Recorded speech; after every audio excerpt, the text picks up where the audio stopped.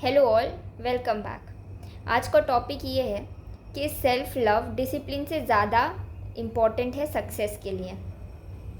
इस वीडियो को हम दो पार्ट्स में ब्रेक करेंगे। पहले पार्ट में हम देखेंगे कि एविडेंस क्या है कि आपके अंदर सेल्फ लव की कमी है और इसकी शुरुआत कहाँ से हुई होगी और इसके इफ़ेक्ट्स क्या क्या हैं। उसके बाद नेक्स्ट पार्ट में हम और डिटेल में जाके सॉल्यूशंस डिस्कस करेंगे। ये थ्योरेटिकल वीडियो नहीं है, ये प्रैक्टिकल वीडियो है, रियल लाइफ इंस्टेंसेस पे बेस्ड है। बहुत लोगों से बात करके जो सक्सेसफुल हैं उनसे टेक अवेज ले करके ये वीडियो बनाया है, तो इस पे आगे डिस्कशन करते हैं। पहला है कि एविडेंस क्या है कि आपके अंदर सेल्फ लव की कमी है।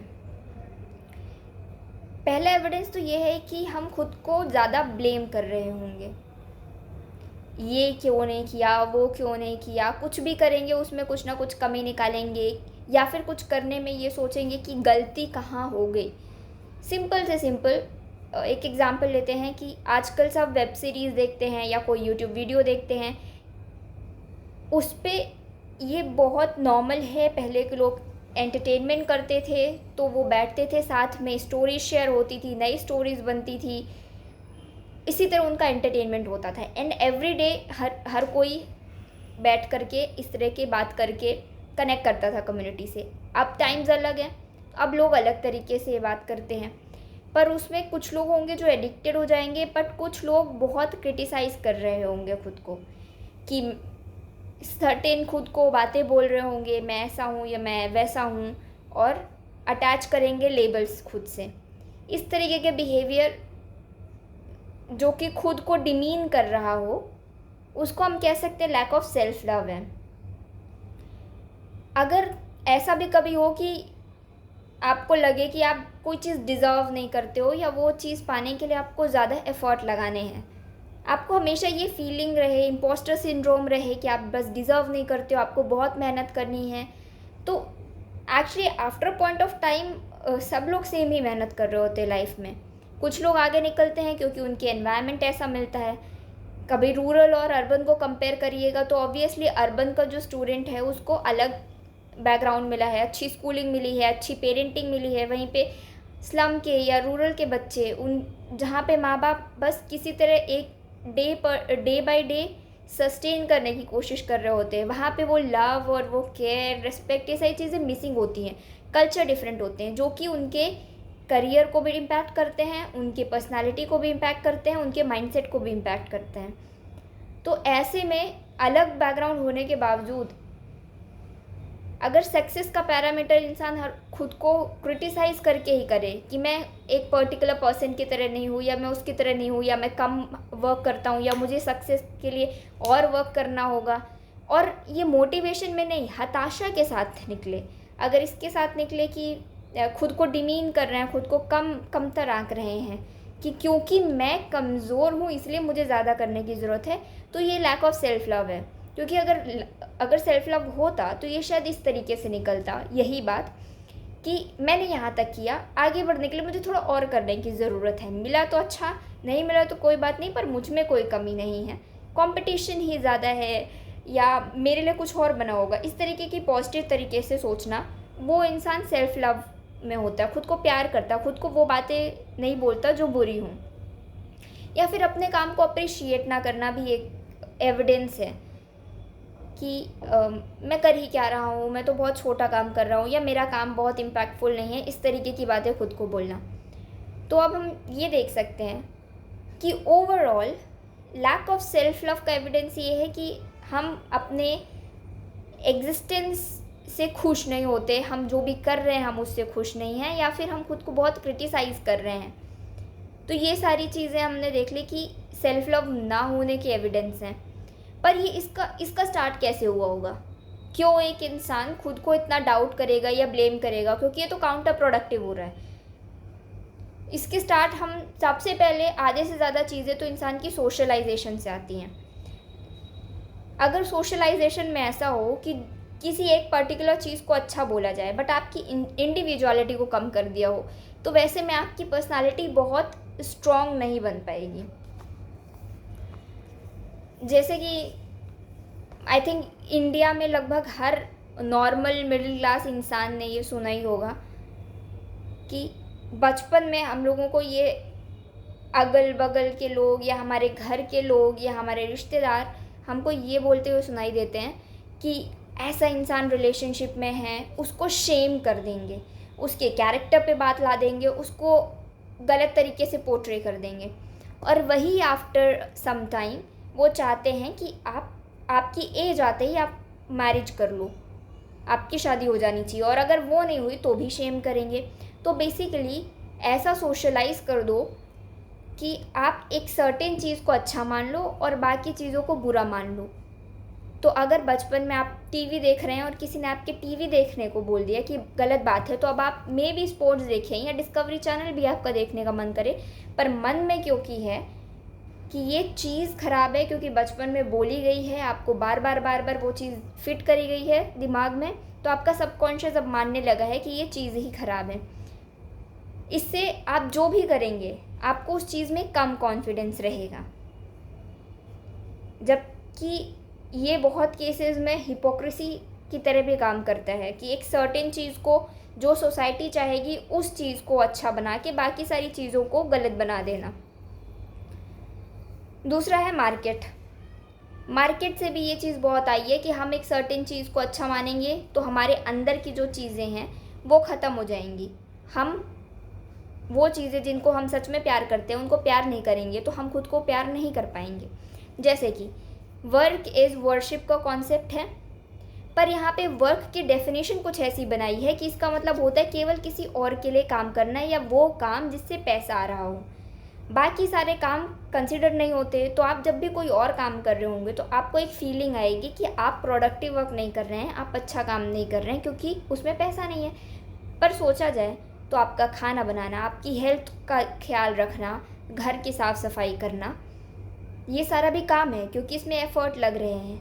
पर काम आपके दिमाग में उसकी डेफिनेशन ये फिट होगी जिसमें कि पैसा आए, क्योंकि फैक्ट्रीज़ में काम करके पैसा आता है, इंडस्ट्री में काम करके पैसा आता है और उसी को काम माना जाता है।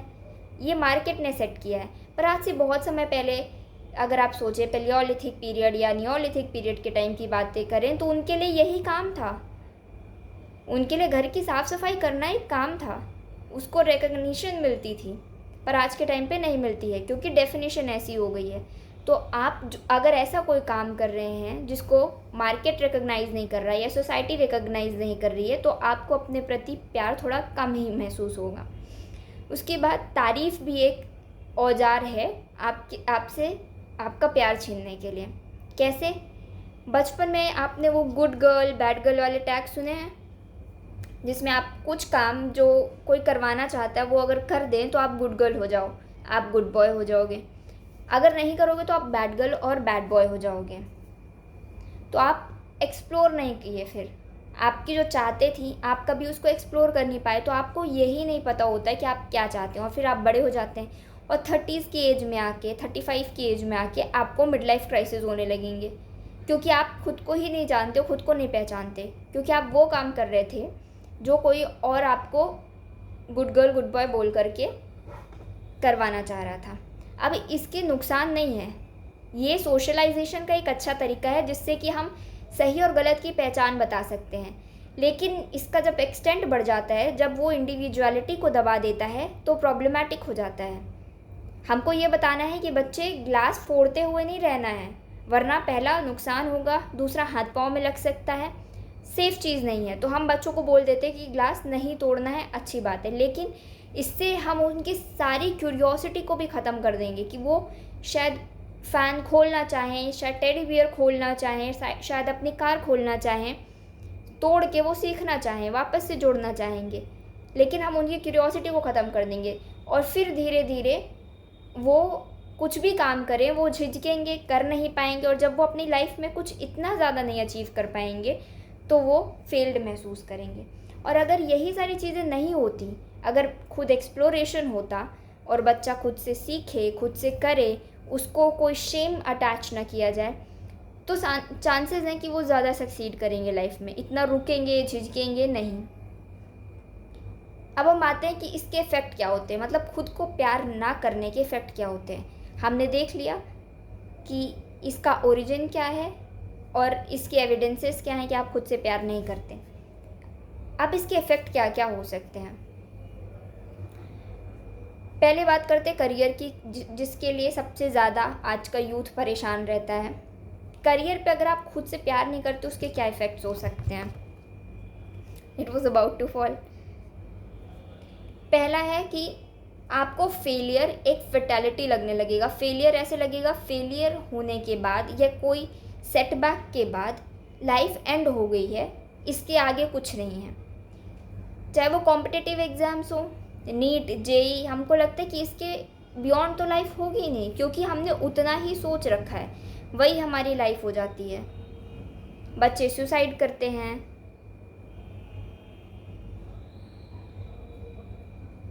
कॉरपोरेट्स मिड लाइफ क्राइसिस महसूस करते हैं, थोड़ी और एज होती है तो लोनलीनेस आएगी, एंग्जाइटी आएगी, बहुत सारी चीज़ें आती हैं साथ में, और ये करियर को इम्पैक्ट करती हैं। क्योंकि फिर आप एक करियर को आप एक चीज़ से अटैच करते हैं, एक एग्ज़ाम से अटैच करते हो, लगता है और कोई करियर एग्जिस्ट ही नहीं करता है। उसके बाद सेटबैक के बाद उठना बहुत मुश्किल हो जाएगा। आपको लगेगा कि फेलियर आपकी आइडेंटिटी बन गया है, कॉन्फिडेंस नहीं आएगा। आपको ऐसा लगेगा अगर आप फेल हो गए हैं अपने करियर में तो कोई और करियर पाथ ही नहीं है। गवर्नमेंट एग्ज़ाम्स के सिवा कोई पाथ नहीं है, या फिर कॉर्पोरेट लैडर में एक सर्टेन पोजीशन के बाद अपने क्यूबिकल्स के बाहर कुछ नहीं है। आप पेंटिंग पसंद करते पर आप मे बी क्यूबिकल को छोड़ नहीं पाएंगे। अगर आप अपने आप से प्यार नहीं करते तो आपके अंदर वो कॉन्फिडेंस आएगा ही नहीं अपने करियर को लीड करने का, कि आप जो सच में करना चाहते हैं वो कर ही नहीं पा रहे हैं। उसके बाद इसका इफेक्ट देखने मिलेगा which is lack of self love का इफेक्ट देखने को मिलेगा पर्सनल रिलेशंस में।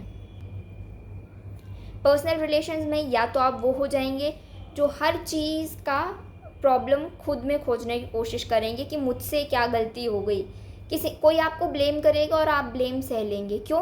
क्योंकि एक अंडर कॉन्फिडेंस है ना, आप खुद से इतना प्यार ही नहीं करते कि आप एक्सेप्ट कर लेंगे कि ठीक है जिसको जो बोलना है बोलता रहे, कोई आपको ब्लेम करके जाएगा और आप खुद पे क्वेश्चन करने लग जाएंगे कि क्या सही है, क्या वो सही है, मुझ में ही तो कोई कमी नहीं है, मैंने ही तो गलती नहीं कर दी। ये वो लोग नहीं करते जिनके अंदर सेल्फ लव होता है, क्योंकि वो जानते हैं कि ठीक है कोई पसंद नहीं कर रहा, कोई बात नहीं, मैं खुद को पसंद कर रहा हूँ। ये अगर मिसिंग है तो पर्सनल रिलेशंस चलाना बहुत मुश्किल हो जाता है।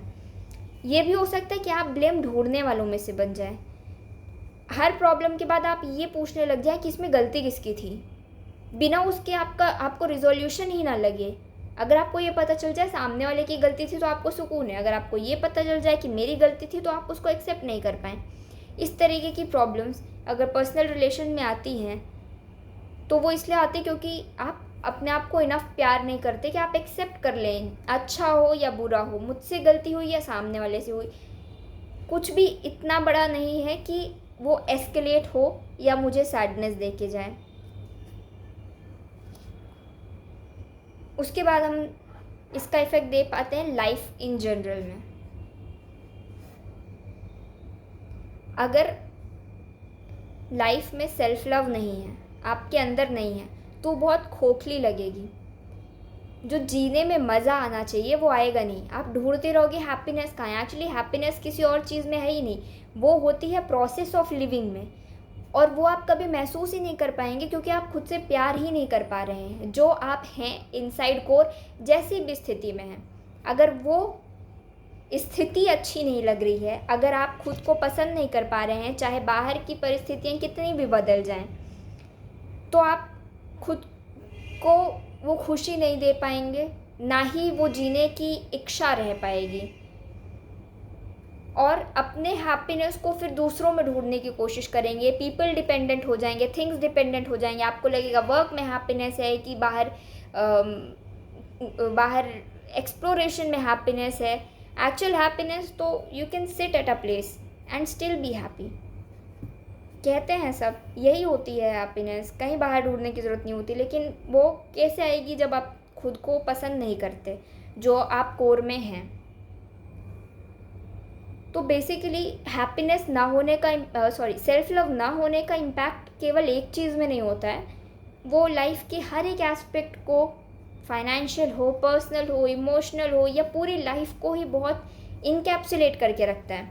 इसलिए ज़रूरी है कि हम ये समझें कि अपने आप को प्यार किया कैसे जाए, जिससे कि लाइफ को वो जैसी भी आए उस ही फॉर्म में बहुत ही मस्त और मलंग होकर के जिया जाए। आगे का डिस्कशन पार्ट बी में करेंगे। Thank you so much.